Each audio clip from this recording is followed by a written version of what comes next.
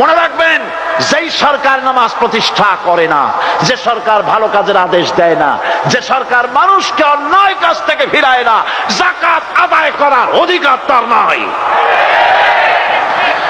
সুতরাং এমন এক সময় আসবে যখন আবার আমাদের জন্য সুখ শান্তি ফিরে আসবে।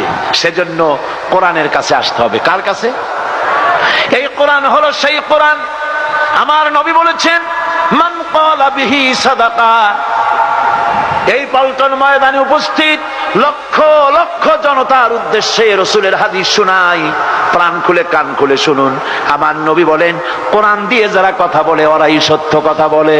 সুবহানাল্লাহ। আপনার নেতা বক্তৃতা করতে আসে, না আছে কোরআন, না আছে হাদিস, সব নিজেদের মন গড়া কথা, ঠিক কিনা? কোরআন দিয়ে যারা কথা বলে তারা সত্য কথা বলে, কোরআন দিয়ে যারা মানুষকে ডাকে ওরাই সঠিক পথের দিকে ডাকে। যেই ডাক শুরু হয় দুনিয়া থেকে, আর এর যাত্রা শেষ হয় জান্নাতুল ফেরদাউসে গিয়ে।